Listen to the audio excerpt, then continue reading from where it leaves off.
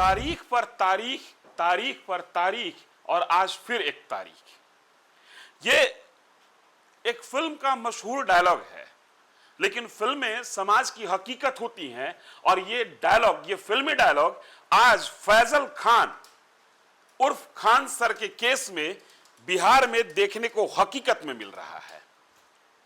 2 जून को मामला दर्ज होता है, 9 जून को पहली बार अदालत में सुनवाई होती है, और 10 जुलाई को हम आपके सामने मुखातिब हैं। इतने दिनों में एक अनुमानित गिनती के अनुसार तकरीबन 7 से 8 बार तारीख पर तारीख मिलता चला गया, और प्रत्यक्ष कहें या अप्रत्यक्ष कहें, यह आपकी मर्जी, फैजल खान को राहत कोर्ट के द्वारा मिलता चला गया।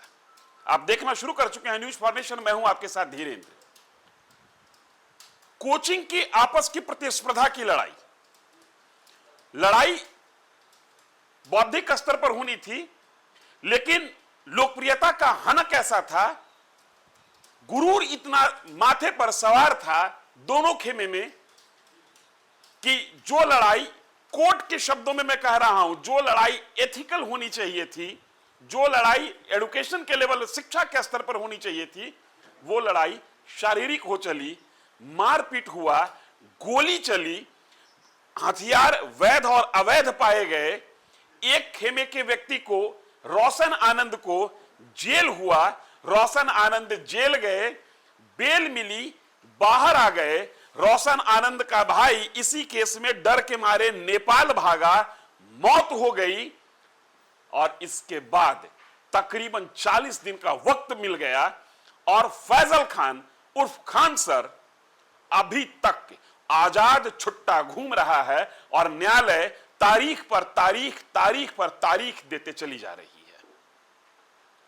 यह भारतीय न्यायिक व्यवस्था का एक नायाब नमूना है। यह तब स्थिति बन रही है जब 2 पक्षों की लड़ाई में स्टेट वर्सेस पर्सन की लड़ाई नहीं है, दूसरे पक्ष से रोशन आनंद के वकील भी कोर्ट में खड़ा हो रहे हैं, और फैजल खान, जिनको की लोकप्रियता के आधार पर खान सर कहा जाता है, उनके कथित बेल एप्लीकेशन का विरोध करते हैं। न्यायालय की टिप्पणी पहली दिन आई थी कि शिक्षकों की यह लड़ाई शिक्षा के स्तर को गिरता हुआ बता रहा है। न्यायालय की टिप्पणी आई थी कि मामला बहुत गंभीर है, इसमें फैसला होना चाहिए और बहुत जल्द फैसला होगा। लेकिन जब भी तारीख तय हो गई कि अमुक तारीख को फैसला होगा, उस दिन कोई ना कोई बहाना रहा, कोई ना कोई आधार बना, और फिर एक नई तारीख मिल गई। आज फैसला होना था, और आज फैसला तब होना था जब 7 जुलाई को फैसला नहीं हो सका, और 7 जुलाई को ऐसी बातें निकल कर आई कि 10 तारीख को हर हाल में इस मामले में न्यायालय स्थिति को स्पष्ट कर देगी कि खान सर को जेल होगा या बेल मिलेगी। लेकिन आज फिर एक नई तारीख दे दी गई।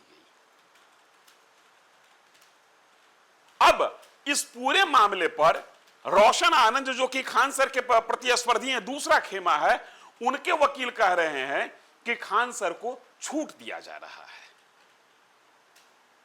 यह कैसी व्यवस्था है, एक बड़ा प्रश्न है। मैं फिर से आपको बता रहा हूं, 2 जून को यह मामला शुरू होता है, 2 पक्षों में लड़ाई होती है, मारपीट होता है, उसके बाद वहां पर गोली चलती है। शुरू में कहा गया कि गोली चली है, फिर खान सर के द्वारा और पुलिस प्रशासन के द्वारा कहा गया कि गोली नहीं चली है, फिर कहा गया कि गोली चली है, फिर जिस बंदूक से गोली चली, जिस हथियार से गोली चली, उसकी सत्यता को जांचा गया। पता चला कि जिस व्यक्ति ने गोली चलाई है, हथियार उसका है नहीं है, इस तरीके का मामला सामने आया। वो लाइसेंस वैध तो है, लेकिन वो सिक्योरिटी के पर्पज से नहीं है। फिर एक खबर ये आई कि खान सर ने अपने बॉडीगार्ड को, खान सर जो कि शिक्षा के मामले में एक हस्ताक्षर हो चुके हैं, एक आइकॉन हो चुके हैं, वो बॉडीगार्ड लेके चलते हैं, और उन्होंने अपने बॉडीगार्डों को कहा कि गोली चलाओ, जो होगा सो देख लूंगा। ये तमाम बातें न्यायालय में बहस के दौरान आ चुकी है। जो नहीं आया है वो ये है कि न्यायालय इस बहस पर किस मुकाम पे पहुंचती है।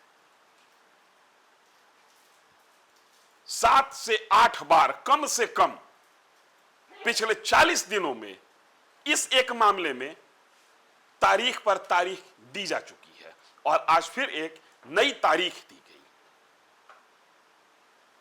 मामला खान सर वर्सेज रोशन आनंद का है, लेकिन पीड़ा भारतीय न्याय व्यवस्था पर विश्वास रखने वाले लाखों लोगों की है। ऐसा कैसे होता है कि एक आम आदमी के लिए जब मामला दर्ज होता है तुरंत जेल, 3 महीने के पहले बेल नहीं, 6 महीने के पहले बेल नहीं, लेकिन जब मामला हाई प्रोफाइल होता है तो मैं आपको 9 जून, 20 जून, 25 जून, 27 जून, 30 जून, 3 जुलाई, 7 जुलाई और 10 जुलाई, ये तमाम वो तारीखें हैं जिस दिन न्यायालय ने इन मामलों को सुना और अगली तारीख तय कर दी गई। कानून के हाथ बड़े लंबे होते हैं, लेकिन कई बार लंबे हाथ नाजुक दिखते हैं। हम नजर बनाए हुए हैं पूरे घटनाक्रम पर, आप नजर बनाए रखिए न्यूज़ फॉर नेशन पर। धन्यवाद।